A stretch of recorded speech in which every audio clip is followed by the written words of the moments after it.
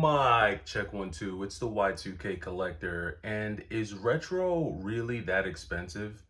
Are retro games really as expensive as we think they are? Or do we just expect retro games to be cheaper because they're retro? The reason why I'm asking this question is because one of the biggest gripes that I've seen and heard and read when it comes to the Nintendo Direct announcement of the Switch 2 is the pricing. A lot of people are really unhappy with how much some of these games are going to cost, with prices being anywhere from $70 to $80 for the Switch 2 games. And I don't really know how to feel about it myself. On one hand, I have to take into account inflation, right?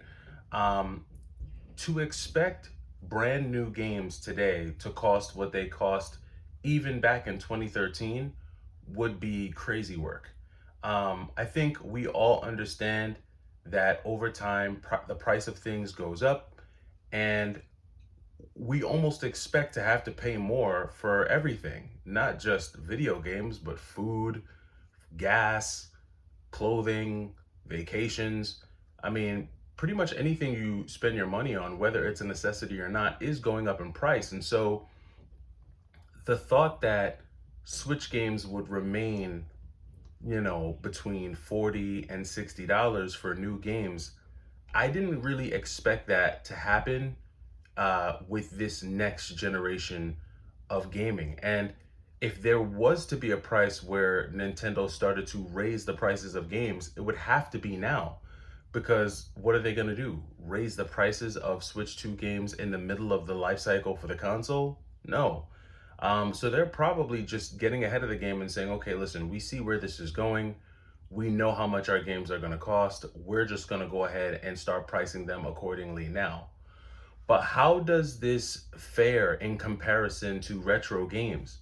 Now, if you look at a bunch of Xbox 360 games, a lot of people might look at the Xbox 360 and say, well, you know what? Xbox 360 games should be $5 or $10, no matter what the game is, no matter what, genre it is, no matter, who the developer is. If it's an Xbox 360 game, it really shouldn't be more than $5 or $10.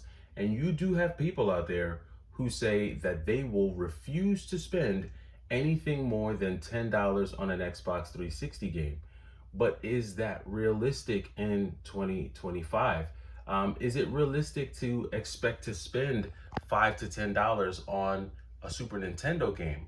I don't know. I really don't know. And I guess that's a very subjective thing. But me personally, I think that people are going to put their dollars and cents where they see the value.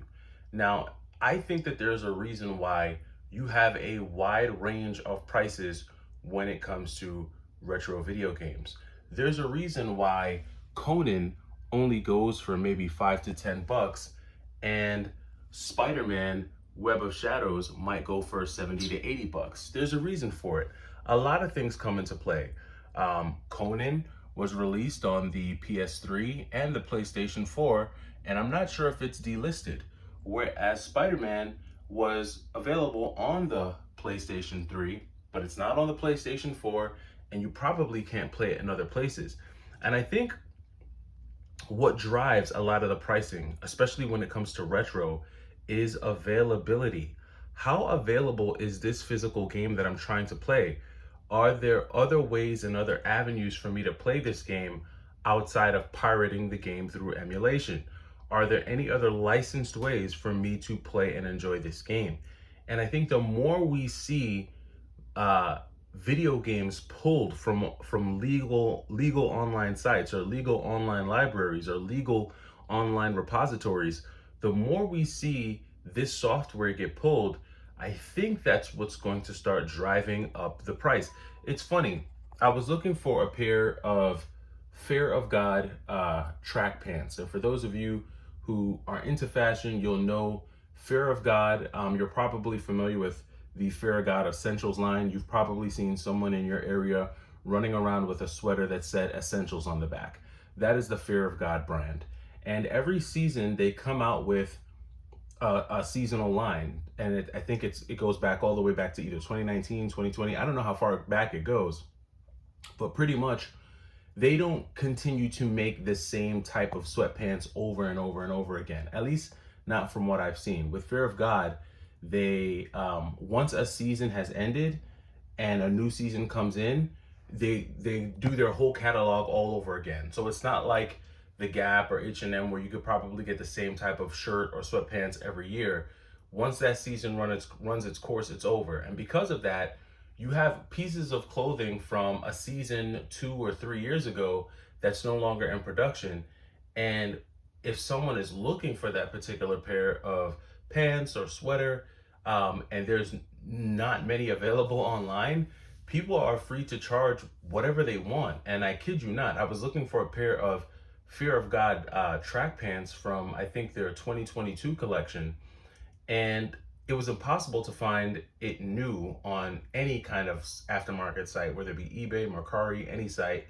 And when I looked for it on Goat, it was like $10,000 literally for those sweatpants. And why am I comparing, video games to clothing? I'm saying that because once something becomes very scarce, the market sets the price. That's it. The market is the one that sets the price on what something is worth. And I think that's the difference between the pricing of retro games and the pricing of Switch games. Right now, Nintendo is setting the price for these games. Nintendo is the one that's saying, this is how much you have to pay for these games if you want to get these new Switch games or these Switch 2 edition games or anything like that. When it comes to the retro market, though, it's the collectors, it's the resellers, it's the consumers. We're the ones that are setting the price for these games by spending the amounts of money that we're spending on these games. If collectors, if gamers did not think these games were worth that much, they would not spend the money. And that just becomes evident when you start to look at the price of retro games in totality, not just focusing on the really expensive games. And even when we start to look at some of those expensive games, they're starting to not look so expensive in comparison to some of these newer consoles and some of these newer games. You're talking about spending $500 for a console and then another $80 for the game if you choose to buy it separately. You're talking about spending $600, right? 600 plus for this console and some of these games. And, granted, it's great technology, it's a great system, but $600 right now could get me, I mean, geez, if I think about it, it could get me a Sega Saturn, a couple games for the Sega Saturn. It could get me a PlayStation and maybe a PlayStation 3 with some games. It could get me a Dreamcast with some games. I could do a lot of retro damage with the amount of money that they're asking for just the Switch 2 and 1 game. And I think, again, it all boils down to the value that you see in the console, in the game, and where you want to put your dollars and cents. Again, when it comes to retro, the market sets the price. When it comes to modern games, the companies set the price. And I think that's the biggest difference. And it's really just going to boil down to perspective on where you think, or what you think, rather, something should be worth. But I'm interested to know your thoughts. Where do you think the price of retro games compare to modern games here in 2025 as we start to see what some of these new prices and what some of these rising costs are looking like?